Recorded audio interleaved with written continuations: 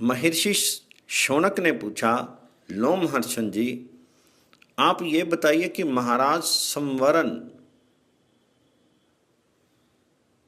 किस समय पृथ्वी पर आए और उन्होंने कितने समय तक राज्य किया तथा द्वापर में कौन कौन राजा हुए, ये सब भी आप बताइए।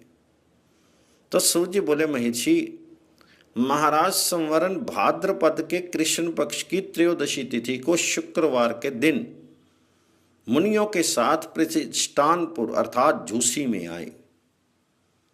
विश्वकर्मा ने वहां एक ऐसे विशाल प्रासाद का निर्माण किया जो ऊंचाई में आधा कोस या 1.5 किलोमीटर के लगभग था। महाराज संवरण ने 5 योजन या 20 कोस के क्षेत्र में प्रतिष्ठानपुर को अत्यंत सुंदरता एवं स्वच्छता पूर्वक बसाया। एक ही समय में चंद्रमा के पुत्र बुद्ध के वंश में उत्पन्न परसेन और यदुवंशीय राजा सातवत शूरसेन मथुरा के शासक हुए।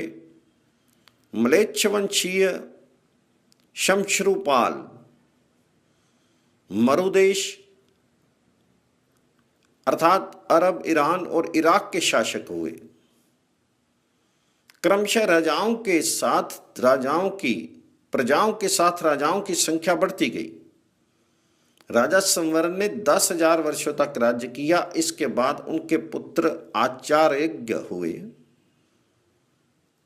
उन्होंने भी 10,000 वर्षों तक शासन किया। उनके पुत्र सूर्य जापी ने पिता के शासनकाल के आधे समय तक राज्य किया। उनके पुत्र सूर्य यज्ञ हुए। उनके पुत्र आदित्यवर्धन के पुत्र द्वादशात्मा और उनके पुत्र दिवाकर हुए। उन्होंने भी प्रायः अपने पिता से कुछ कम ही दिनों तक राज्य किया। दिवाकर के पुत्र प्रभाकर और प्रभाकर के पुत्र बासवत आत्मा हुए। बासवत आत्मा के पुत्र विवस्वज्ञ, उनके पुत्र हरिदाश्वर्चन और उनके पुत्र वैकर्तन हुए। वैकर्तन के पुत्र अर्केष्टिष्मान, उनके पुत्र मार्तंडवत्सल और मार्तंडवत्सल के पुत्र मिहिरार्थ तथा उनके अरुषपोषण के पुत्र ध्युमानी के पुत्र तरनीयज्ञ और उनके पुत्र मैत्रिष्टिवर्धन के पुत्र चित्रभानु अर्जक, उनके वैरोचन और वैरोचन के पुत्र हंस न्यायी हुए। उनके पुत्र वेद प्रवर्धन के पुत्र सावित्र और इनके पुत्र धनपाल हुए। धनपाल के पुत्र म्लेच्छहंता और म्लेच्छहंता के आनंदवर्धन, इनके धर्मपाल और धर्मपाल के पुत्र ब्रह्म भक्त हुए।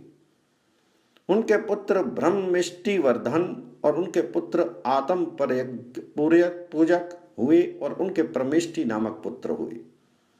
परमेष्टि के पुत्र हिरण्यवर्धन और उनके धात्रियाजी, उनके विधात्र प्रपूजक और उनके पुत्र द्रोहिणक्रतु हुए। द्रोहिणक्रतु के पुत्र वैरंच और उनके पुत्र कमलासन और कमलासन के पुत्र शमवर्ती हुए। शमवर्ती के पुत्र श्राद्धदेव और उनके पितृवर्धन और उनके सोमदत्त के पुत्र सोमदत्ती के सोमवर्धन, उसके अवंतस के पुत्र प्रतंस और प्रतंस के पुत्र परातंस हुए। परातंस के पुत्र अयतंस, उनके पुत्र समतंस, उनके पुत्र अनुतंस और अनुतंस के पुत्र अधितंस हुए। अधितंस के अभितंस, उसके पुत्र समुतंस और तंस के पुत्र दुष्यंत हुए। महाराज दुष्यंत की पत्नी शकुंतला से भरत नाम के पुत्र हुए, जो सदा सूर्य देव की पूजा में तत्पर रहते थे। महाराज भरत ने महामाया भगवती की कृपा से संपूर्ण पृथ्वी पर 36,000 वर्षों तक चक्रवर्ती सम्राट के रूप में राज्य किया और उनके पुत्र महाबल हुए। महाबल के पुत्र भरद्वाज हुए। भरद्वाज के पुत्र मन्युमान हुए, जिन्होंने 18,000 वर्षों तक पृथ्वी पर शासन किया। उनके पुत्र बृहत्क्षेत्र, उनके पुत्र सुहोत्र और सुहोत्र के पुत्र वितिहोत्र, उन्होंने 10,000 वर्षों तक राज्य किया। वितिहोत्र के पुत्र यज्ञहोत्र और यज्ञहोत्र के पुत्र शक्रहोत्र हुए। इंद्रदेव ने प्रसन्न होकर इन्हें स्वर्ग प्रदान किया उस समय अयोध्या में महाबली प्रतापेंद्र नामक राजा हुए। उन्होंने 10,000 वर्षों तक भारत पर शासन किया। इनके पुत्र मंडलिक हुए। मंडलिक के पुत्र विजेंद्र, विजेंद्र के पुत्र धनुर्दीप्त हुए। महाराज शक्रहोत्र इंद्र की आज्ञा से घृताची के साथ पुनः भूतल पर आए और उन्होंने राजा धनुर्दीप्त को जीतकर पृथ्वी पर शासन किया। शक्रहोत्र के घृताची से हस्ती नामक पुत्र उत्पन्न हुआ। हस्ती ने ऐरावत हाथी के बच्चे पर आरूढ़ होकर पश्चिम में अपने नाम से हस्तना नामक नगरी का निर्माण किया। ये 10 योजन विस्तृत है तथा सर्ग गंगा के तट पर अवस्थित है। वहां उन्होंने 10,000 वर्षों तक निवास करके राज्य किया। महाराज हस्ती के पुत्र अजमीर, अजमीर के पुत्र रक्षपाल, रक्षपाल के पुत्र सुषम्यरन और उनके पुत्र कुरु हुए। इंद्र के वरदान से वे सधे स्वर्ग में चले गए। उस समय मथुरा में सातवत वंश में वृष्णि नाम के एक महाबली राजा हुए। उन्होंने भगवान विष्णु के वरदान से 5,000 वर्षों तक संपूर्ण राज्य को अपने अधीन रखा। राजा वृष्णि के पुत्र निरावृति हुए। निरावृति के पुत्र दिशारी, दिशारी के पुत्र वियामनु, वियामुन के पुत्र जिमूत और इनके पुत्र विकृति हुए। विकृति के पुत्र भीमरथ और उनके पुत्र नवरथ। नवरथ के दशरथ हुए। उनके पुत्र शकुनी, उसके कुशुंभ और कुशुंभ के पुत्र देवरथ हुए। देवरथ के पुत्र देवक्षेत्र और उसके पुत्र मधु और मधु के पुत्र नवरथ और कुरुवत्स हुए। इन सभी लोगों ने अपने अपने पिता के तुल्य वर्षों तक राज्य किया। कुरुवत्स के पुत्र अनुरथ, उनके पुरुहोत्र और पुरुहोत्र के पुत्र विचित्रांग हुए।